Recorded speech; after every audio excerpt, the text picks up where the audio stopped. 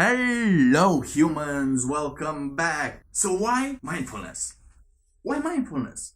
Well, mindfulness helped me a lot. I think it will help you too. So stay tuned.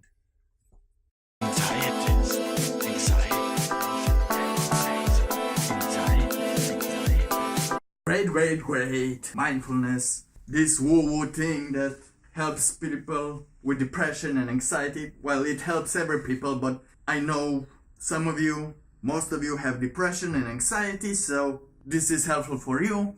I already talked about this, and as probably you saw in my last video with me commenting on Lil Pump's video, you can change your perspective on things and make them feel less shitty.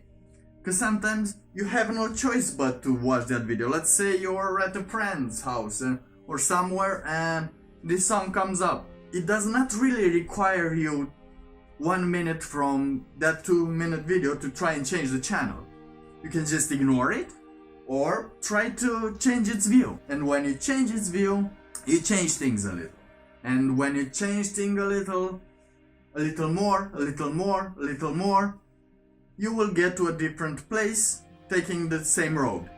Because what I believe the most and what I know it's the most problematic thing is doing things little by little. We are always taught and told to succeed, but we're not told to do the small things that helps us succeed. Because the small things that you do for yourself and for others, those are the things that get you successful. Those are the things that help you in life. Those are the things that provide you with happiness. And in the same time, those small things can be the one that lead to your depression, to your anxiety. So mindfulness helps you appreciate more the small things, see them better, see them without the judgment that you already have on those small things. Now, why do I believe that the small things can get you where you want to be? Well, it's because you can observe the small things. You can see the bigger picture. It's not always easy to see, but the small picture, you can size it up.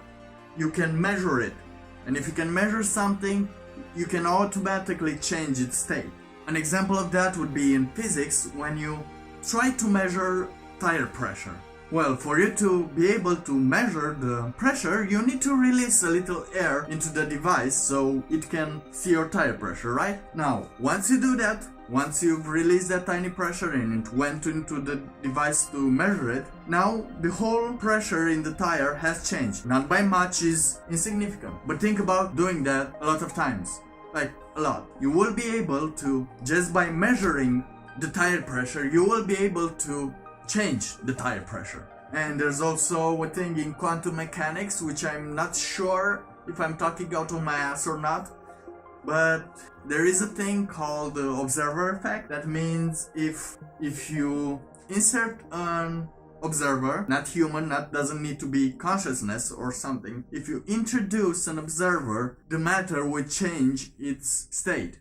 So what that means is, if you can see and measure the problems, if you understand them well enough, you can understand their solution. You can understand that some things are not that big of a problem, that some things need to be done and will be done if you want to.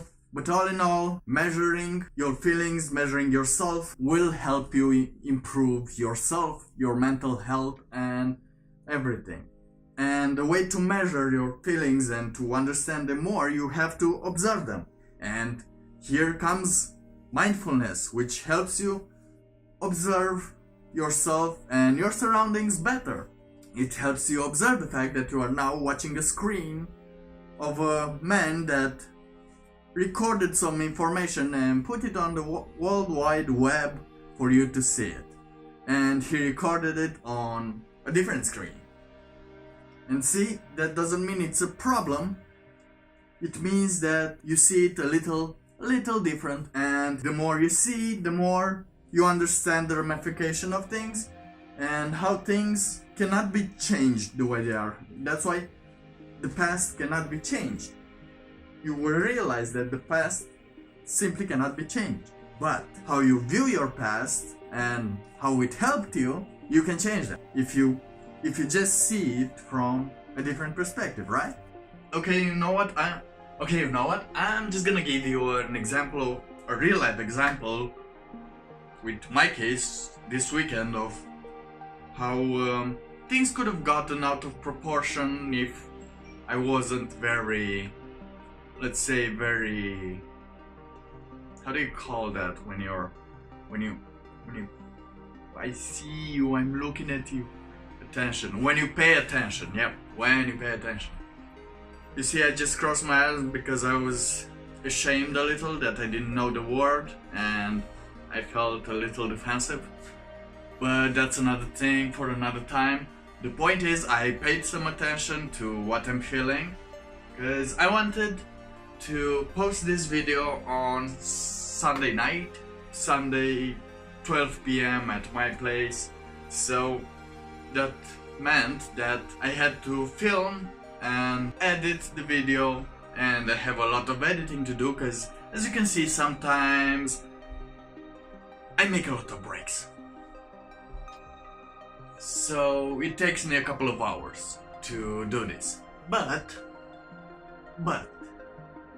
an opportunity appeared for me to go with my friends in the city, in the club, to drink some beers, have some fun from now and then. And that was Friday night. The thing is, I stayed until 7 a.m., which meant that Saturday I was a complete waste. Saturday I was supposed to record and edit, and by Sunday I should have finished something, at least the majority of it. But Saturday I was a complete waste because I was hungover. I also got a toothache and depression got over me. Because when your body is fighting to live, any thought can seem like it's going in a depressed way. You can't think happy thoughts when your body is hurting and trying not to die. And I knew that, so I just did what I could in that moment. So I took some painkillers for my tooth, ate for my body, and just sit around watching sad movies, so for my soul. And every thought I had, I knew it was just because my body is suffering and I shouldn't pay any attention to those, so I quickly dismissed them. And so the whole day passed and I already granted my whole day to just wasting away, with the condition that Sunday I will be able to record, to edit, to everything. So Sunday came and it started slowly. I was still a little tired. I don't know why, probably because now I'm older and my body just can't go drinking like it used to until 7 a.m. And slowly but surely I started filming. It took me longer than it used to, and then I started editing. But time passed very quickly and I started to panic because my girlfriend had to come in a very short time, which means that I was starting to blame myself because I didn't have a lot of time, because I didn't use my time correctly, and I started to get the pressure thoughts, those thoughts when you have a lot of pressure, when you think you're gonna quit everything forever. And I had the same thought because I was like, I can't do this, I don't have time for my girlfriend, and I will quit recording myself forever. But then I realized I still had some time. This is not an urgency, this is what I do for pleasure, and things that I do for pleasure should not require me to feel such anger or such pressure. So I let it slide until today, and I plan that I will, edit today. And guess what? It's 10 o'clock. And my boss gave me some extra tasks to do, and now it's pretty late. But don't worry, it's finished, you're watching it. But even so, now I have the energy, now I have the pleasure to film again, to edit, to see you, for you to see me. Maybe in the future I will have a bigger responsibility for you, but I will adjust my schedule accordingly. And that cat doesn't shut up.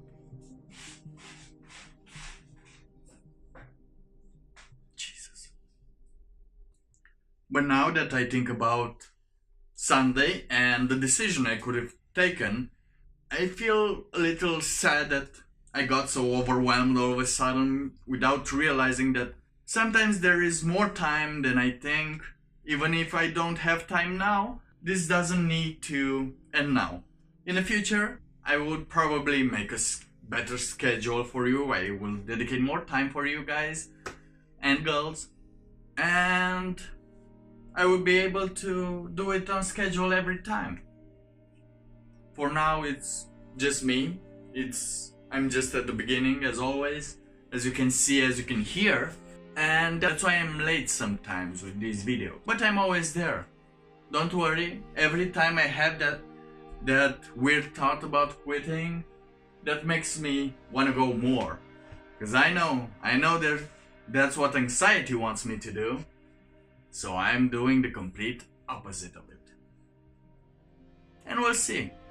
Sometimes I feel amazing just by sitting in this room, looking at these lights, looking at those cameras. Well, it's just one camera, but I like to think there are more. And as long as I enjoy it, why not do it, right? So yeah, please try mindfulness. It's cool, man. It's cool, girl. As soon as you are able to detect where the problems are coming from, if they are really that big of a deal, they begin to minimize. And after that, you will understand better why I've asked you to make your bed, to sleep in a different position, to make your schedule, everything I've taught until now.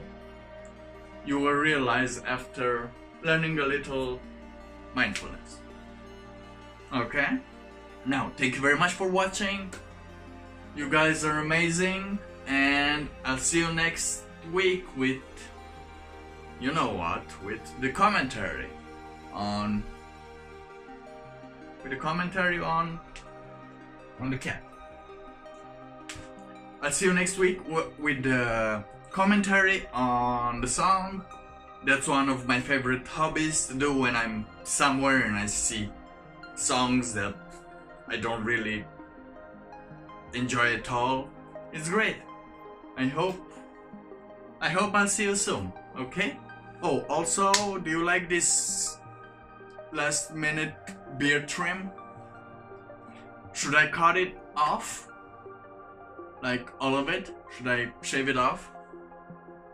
If I get 10 likes, I will. Just so you know. Just so you know. How high my standards are. Okay, no more. See you soon, cause I have to edit this, and if I keep talking like this, I will have to edit more. And so see you next time, and Anxietist bids you farewell.